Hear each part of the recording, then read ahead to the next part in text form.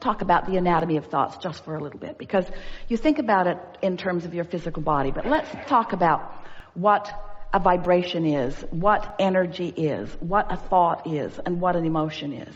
And we're going to use these really, really big, bold, not even very accurate terms. We just want to give you a sense of how it all works, because at the very basis of who you are offering vibrations at a cellular level, and that cellular level of vibrations is not comprehensible to you in the sense that you do not have the ability to translate the thinking of your cells into something that is very meaningful to you.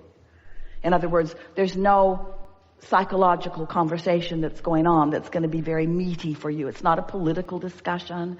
Esther was on an airplane yesterday listening to men talking about the college football games, and Esther realized she doesn't know anything about any of these teams. It was really upsetting to her.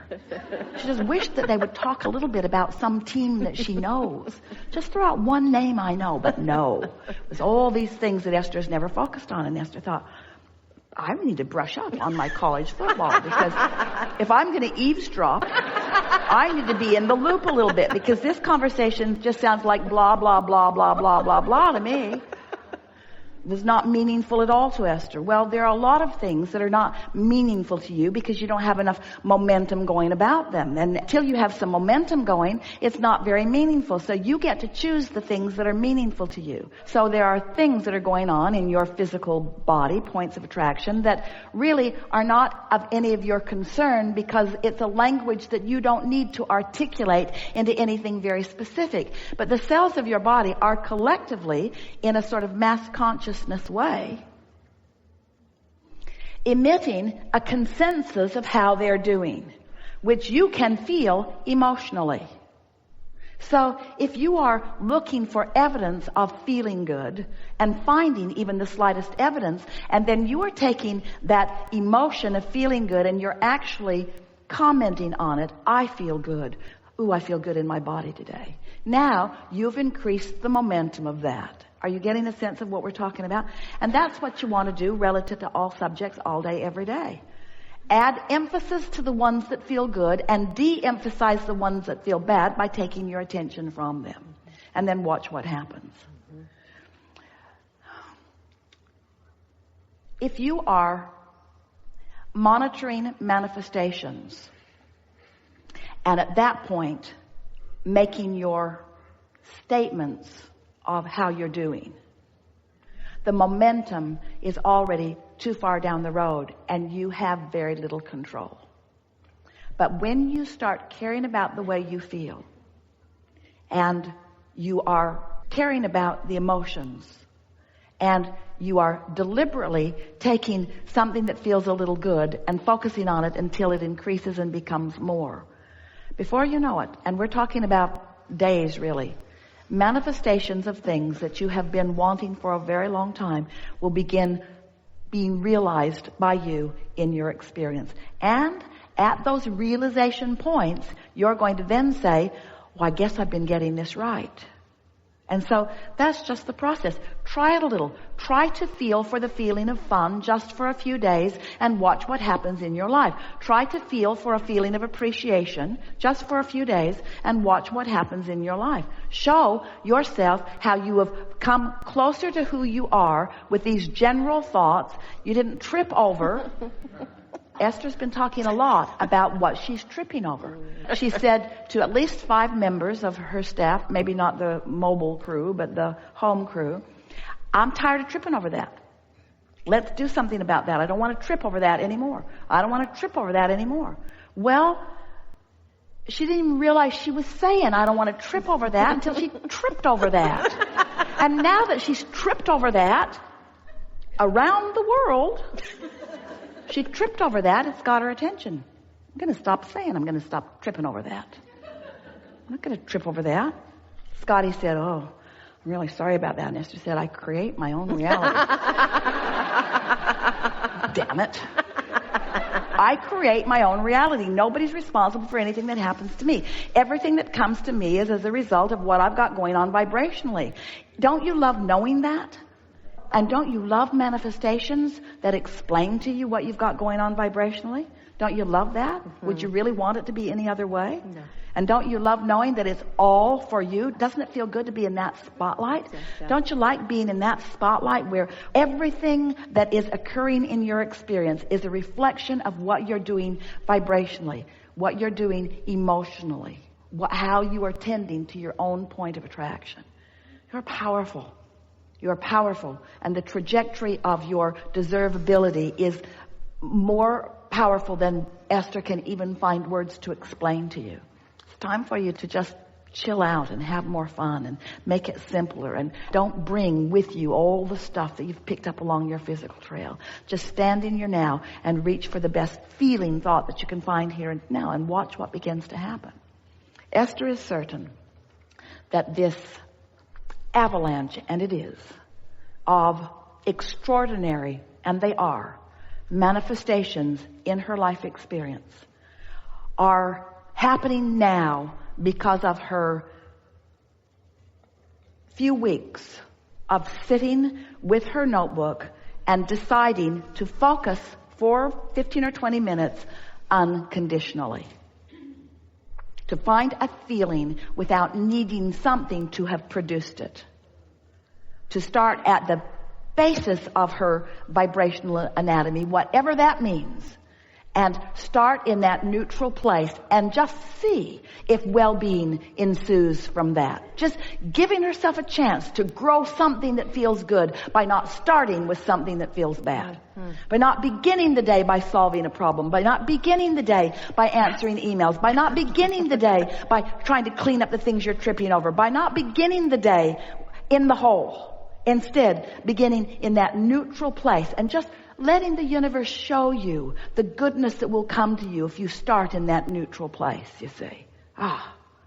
And then, once that momentum gets going, then the things that begin to happen are far more than emotions. It's rendezvousing with people and things coming into place and financial enterprises coming together and all kinds of things coming that just make you stand back, and most of the world stand back if they were watching it and understanding it in amazement at the blessedness that you are living, you see. Nobody can understand you. No one will ever really get you. Give up trying to get them to get you. You're not going to make them understand. You cannot explain yourself to anybody because nobody can get your point of attraction. And the harder you try to explain to someone who's not getting it who you are, the less you be who you are. Yes. You let them train you into their awareness of you. Yes. You don't want their awareness of you. You want your awareness of you. Your warm, loving, appreciative, well-being version of you. The one that your inner being holds and tends to and knows and flows to you.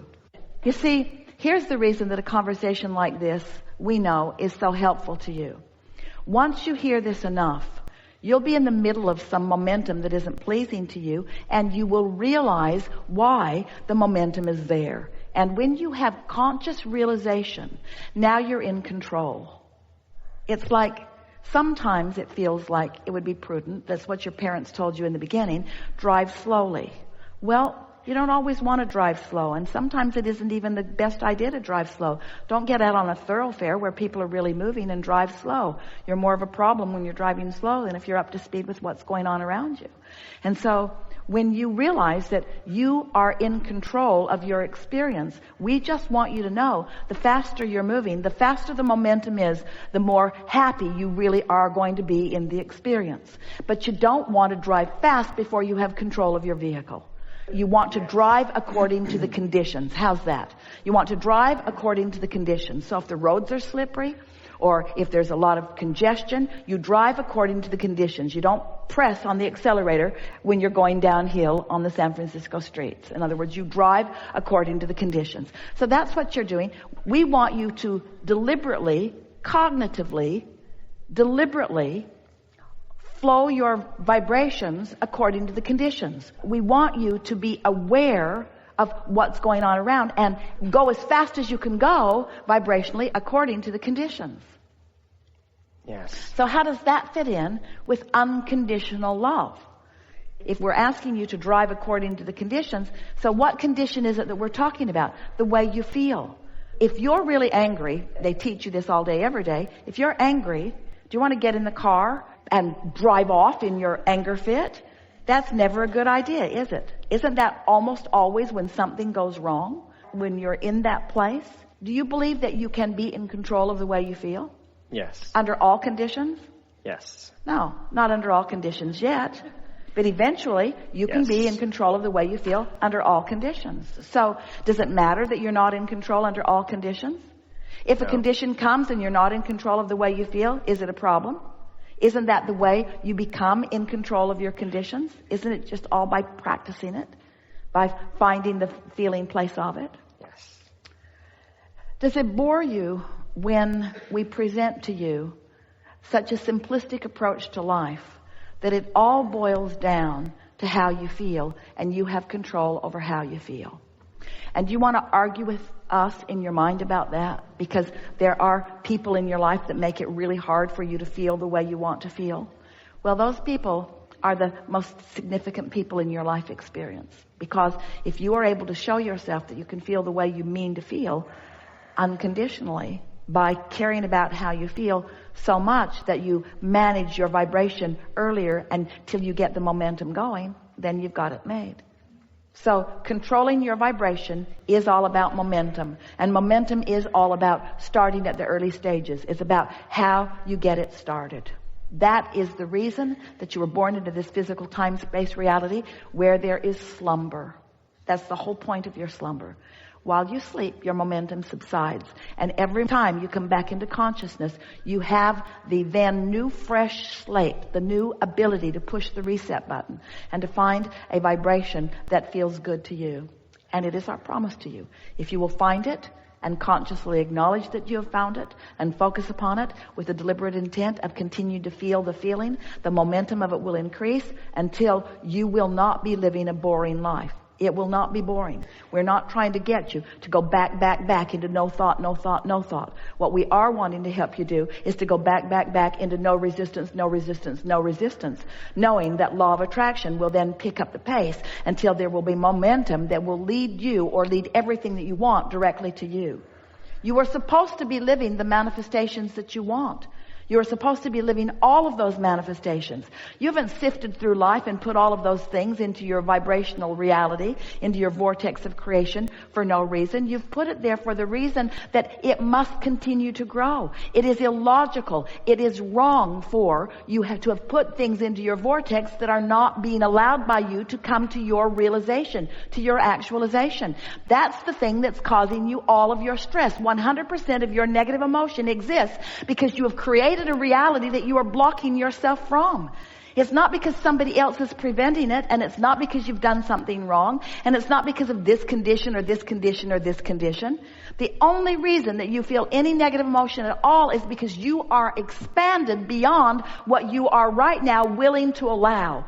And the thing that is so interesting about that is that the reason that you're disallowing all that you want to manifest into full realization is because you're not willing to feel good enough.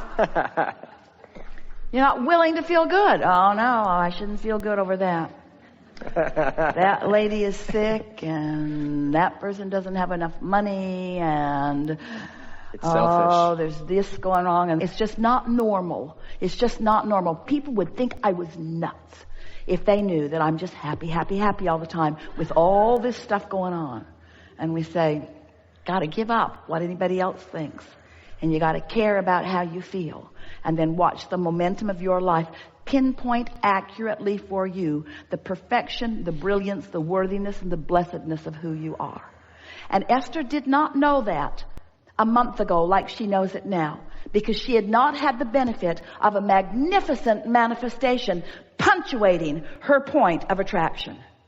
She didn't even know she had that point of attraction going. Oh, she was happy. And she knew she was feeling good. And she knew that she was feeling good a lot. And she knew that she was feeling good on purpose. She just didn't know what feeling good like that for a consistent period of time would yield to her. You see what we're getting at? Yes. But when it yielded, then she thought, oh, I recognize that.